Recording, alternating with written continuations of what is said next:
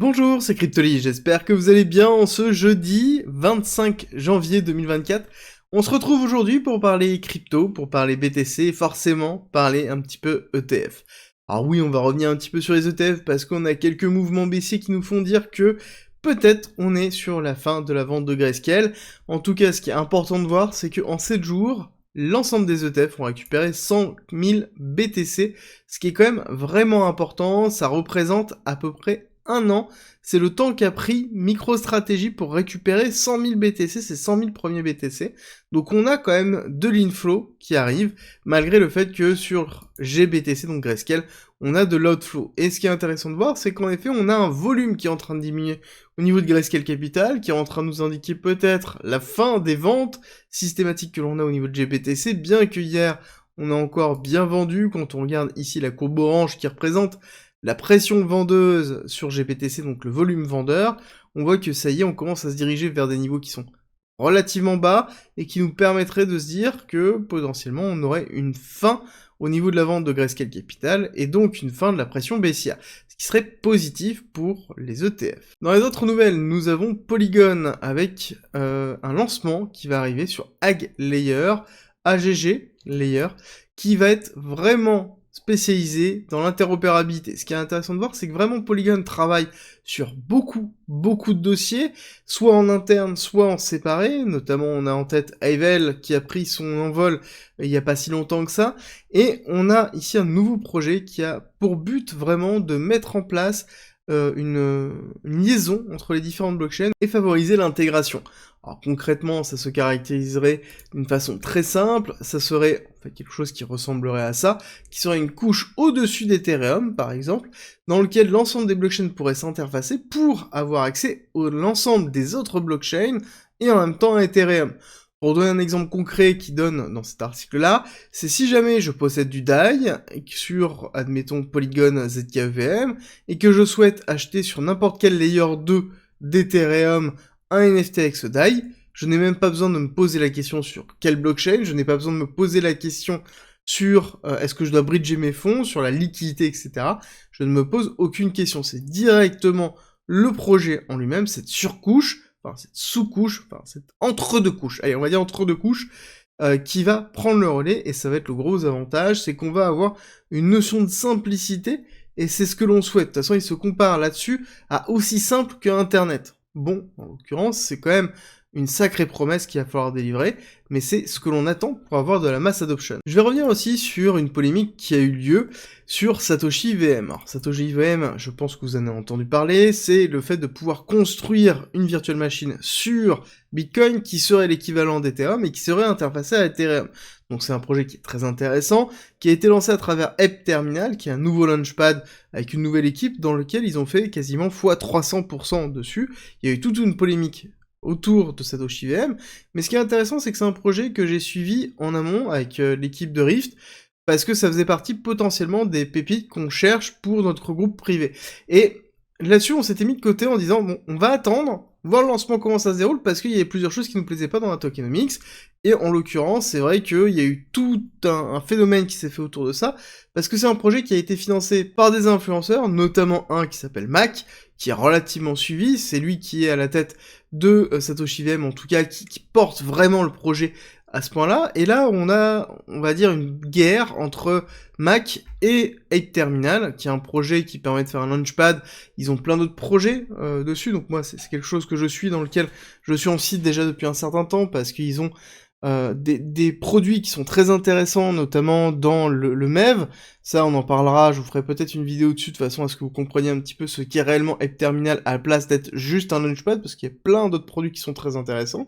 Mais, derrière, il y a une attaque de Mac disant que les personnes de Ape Terminal ont récupéré les fonds de l'IDO, ont récupéré 25% de frais, et fait en sorte de gagner les différentes loteries pour pouvoir se positionner sur le projet. Là-dessus, Ape Terminal a répondu en disant que c'était n'importe quoi, et que principalement, la personne qui avait le plus récupéré, c'était Mac, parce qu'il avait réussi à sniper une grosse partie de la liquidité, et qui avait fait, du coup, plus de 15 millions réellement sur le projet, et que c'était pas eux et peut-être bien qui avait fait le plus d'argent, mais donc bien la personne qui était en train de l'accuser. Dans tous les cas, je pense qu'on aura plus d'informations sur ce qui s'est passé, à savoir que tout est on-chain, donc on va être capable de pouvoir voir ce qui s'est vraiment passé. Et ce que j'ai bien aimé, c'est surtout le tweet et le positionnement de Zach. Donc, si vous ne connaissez pas Zach sur Twitter, c'est un des acteurs qui est le plus important pour moi dans la recherche on-chain, qui n'a pas pris position, qui a dit que dans tous les cas, les deux étaient à défaut, parce que de base, que les seules personnes qui sont impactées actuellement, c'est la communauté, des gens qui ont suivi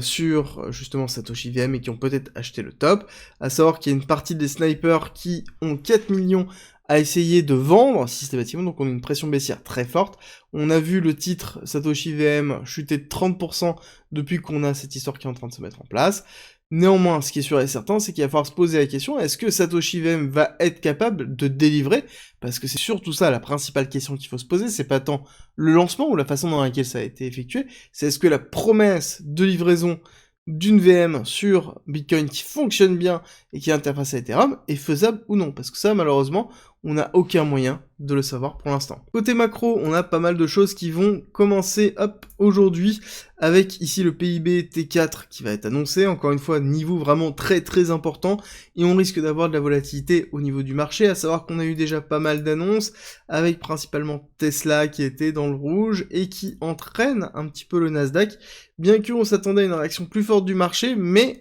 Elon Musk a réussi à maintenir la confiance des investisseurs, et on voit que ça tient plutôt bien. Et on le voit aussi que, oui, ça tient plutôt bien, mais on a un début de couverture qui est en train de se faire, je vous en parlais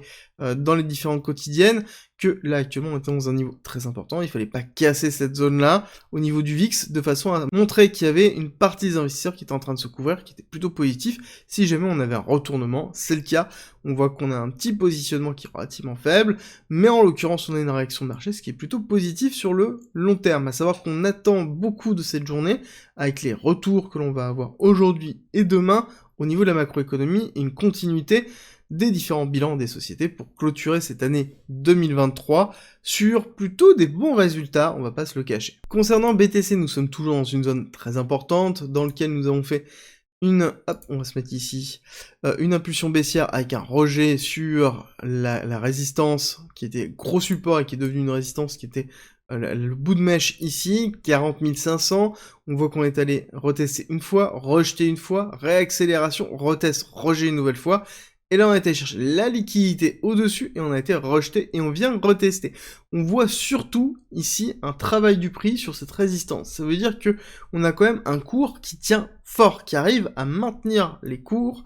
au niveau de cette résistance. On n'arrive pas à se statuer au-dessus, mais on n'a pas de rejet vraiment fort en dessous. Si on avait clôturé dans les alentours des 38 000, on aurait un signal fort avec une zone. Ici, malheureusement, on est plutôt dans une zone de travail d'incertitude pure. Et ce qui est intéressant, c'est que ça se voit aussi dans la bougie qui est en train de se former. D'accord? Dans lequel on a bien une impulsion baissière, un rachat qui a été effectué. Et si on se positionne ici, cette fois-ci sur le contrat CME en 4 heures, on voit aussi plusieurs choses. On voit des moments de non-cotation, donc des gaps qui sont formés ici en 4 heures et ici aussi.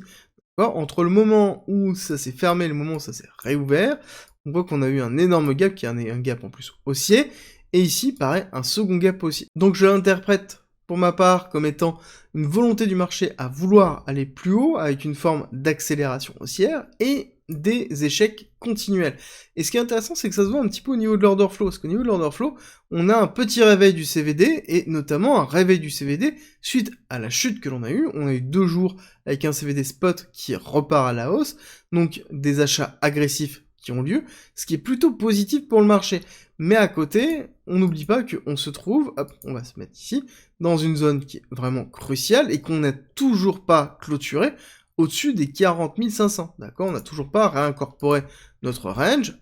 ici, on dézoome, notre range qui se positionne ici. Tant qu'on n'a pas réincorporé, ça veut dire qu'on est potentiellement, oui, dans une déviation, donc là c'est plutôt positif si on fait ça et qu'on repasse dessus, là on aura un signal pour potentiellement aller chercher ici à minima les 45 000, donc là on a un très gros signal. Si par contre on voit qu'on reste toujours ici et que on va commencer à avoir une impulsion baissière avec une case qui est effectuée, ce sera toujours le signal d'un mouvement baissier. Mais le fait qu'on tienne cette partie-là, la question qu'il va falloir se poser, c'est est-ce qu'on va tenir aujourd'hui et demain? Est-ce que c'est lié vraiment à une baisse au niveau des volumes de vente de GBTC, et du coup, ça sous-entend, est-ce qu'on va se retrouver encore dans une forme de micro-ranging comme on a pu avoir ici, qui était le week-end dernier? Est-ce qu'on va se retrouver sur la même chose sur ce week-end-là? Ça pourrait faire du bien au cours de respirer, mais en même temps, ça va construire de la liquidité. Si on regarde la liquidité qui a été construite durant cette période-là, on voit très bien qu'on a construit une liquidité supérieure, liquidité inférieure, on est allé liquider les parties là. Bon, on voit qu'on a toujours la liquidité supérieure à 42 000, mais on est tenu par 40 500. Mais on voit qu'on recrée la liquidité en bas. Donc là, on a un retour de la liquidité qui se positionne autour du cours, ce qui est plutôt positif par rapport à ce qu'on avait pu voir suite au lancement des ETF, où le marché s'était calmé tout à fait et avait pris du recul. Là, on voit un retour des investisseurs, ce qui est plutôt positif. Par contre, on ne voit pas forcément un retour des leviers. On voit bien que ici, on a les positions des top traders qui sont en train de se restructurer, mais on a de l'open interest qui est toujours en chute, et ça veut dire aussi qu'on a un désintérêt des leviers sur ce marché. On leverage beaucoup moins ce marché, donc ça veut dire que ici, on ne va pas chercher forcément de la volatilité, on attend un prochain narratif, on attend une tendance qui est en train de se mettre en place. Pour l'instant, c'est pas le cas, donc comme je vous l'ai dit, on prend du recul. Et ici, dans tous les cas, nous sommes dans un positionnement qui est compliqué. On ne peut pas acheter une résistance. En même temps, on est en dessous du range, mais on n'a pas cassé réellement le range. On pourrait très bien être dans une déviation, comme ne pas l'être. Donc là, il suffit simplement, encore une fois, d'être patient. Et oui, n'oubliez pas, c'est toujours une notion de patience par rapport à la rumeur de BTC, enfin de validation des ETF, par rapport aux sales news que l'on a eu. Par la suite, on prend du recul et on travaille sa stratégie le mieux possible pour être prêt à toutes les éventualités. Et c'est pour ça que je vous ai fait un guide sur ma stratégie d'investissement qui est à disposition en commentaire en description, 100% gratuit, pour vous aiguiller et vous donner toutes mes clés, moi personnellement, sur les achats, sur les ventes. Et si vous voulez aller plus loin, il y a aussi la formation complète de trading, d'investissement sur la crypto qui est à disposition aussi gratuitement en commentaire et en description. Et je vous souhaite une très belle journée et on se retrouve tout à l'heure pour une vidéo sur Casper.